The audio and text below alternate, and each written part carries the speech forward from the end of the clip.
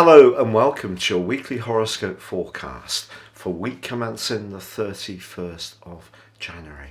This is for the Sun or the Ascendant. Now what I'm going to do is provide a broad overview of what we can expect, but then as ever dive deep to give you in forensic detail the insights for each of the 12 zodiac signs. So please stay with me for that. This week begins with a sensational new moon in the sign of Aquarius. So what is a new moon? A new moon is an opportunity to set our intentions.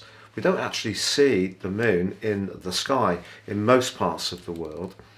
It's an opportunity, however, to really direct our energies into the part of our situations that particular new moon influences. So the sign of Aquarius is very much about the future. It's about friendships, collaboration and cooperation. So all those things can really come to the fore over the next 4 weeks. But this particular new moon also has, ironically, the two ruling planets or co-regents of Aquarius in somewhat of a quarrel. Saturn's part very close to the Sun and the Moon in Aquarius, and Uranus, the higher octave modern ruler of this sign, is on the 4th house cusp, and that's very much to do with home, family, emotions. But in terms of the overall zodiac, Taurus is house 2, where Uranus is. So I think if we're thinking of mixing business with pleasure, it may not be the best over the next 4 weeks, unless there's a very clear understanding of who does and contributes what, and that could work okay. But this week actually does see some glittering alliances, not least that Venus, the planet of love and affection, well, that is going to be inching its way towards a close conjunction with Mars, which really begins right at the end of this week. But Venus does forge, ironically, a beautiful link to Uranus.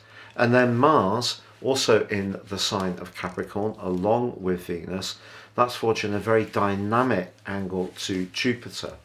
Now when these two get together, it really can give us greater self-confidence and drive. We're going with the flow, we're not so hesitant.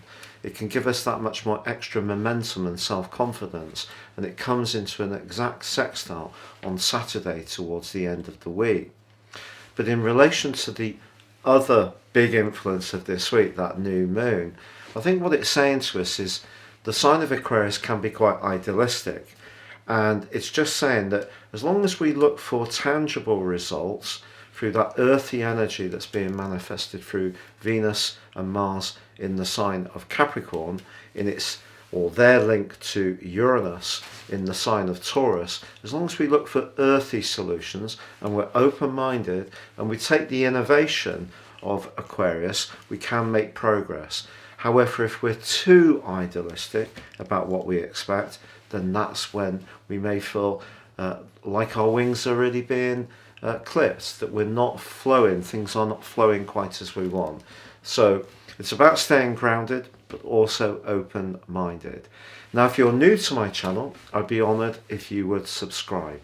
Please click or tap on the bell notification symbol. Also, if you'd like to get your free daily written horoscope fired to your device each morning, I've been writing these for 25 years.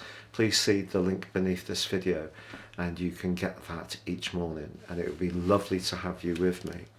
Also, if you'd like to take advantage of my special offer package of a year's forecast and a character analysis and get 30% off, if you've yet to really get into more serious natal astrology, this is a wonderful opportunity to do so. You can ascend above this zodiac broadcast and really understand what things are going to unfold for you as an individual based on your time, date and place of birth over the next 12 months into the early part of 23. So Aries, for you, week commencing the 31st of January, starts with a potential sense of excitement. You know, you could get a desire to think into your future situation, but Saturn's saying that if there's something that you're planning that is a little bit left field or different, Saturn's asking you to process this idea through a stress test. Now that could be talking to someone you know who's had experience in the area that you're thinking of. It may be someone who's had no experience in that area but tends to be very honest in and understands who you are, and they could give you some good advice. You may see it as being cautionary, it may even feel a little bit negative, but if it's good grounded advice, it actually could be worth its weight in gold. Actually, the wonderful collection of energy in your 10th house suggests that you can make progress in terms of your career or life goals.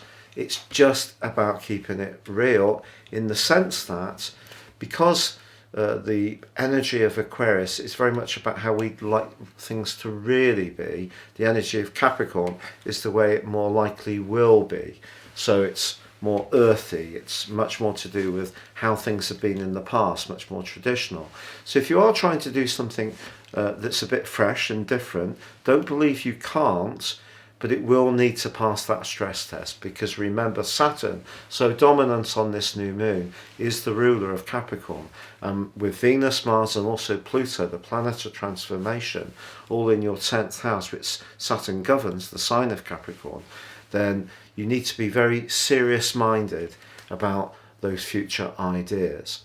But Jupiter, tucked away in your 12th house, does suggest that there could be some surprises this week, and things can move very, very quickly, because Jupiter's linking also to Uranus. So there could be something that just unfolds that you're not expecting, that could prove to be quite fortunate around your financial situation, but you must listen to your instincts to guide you.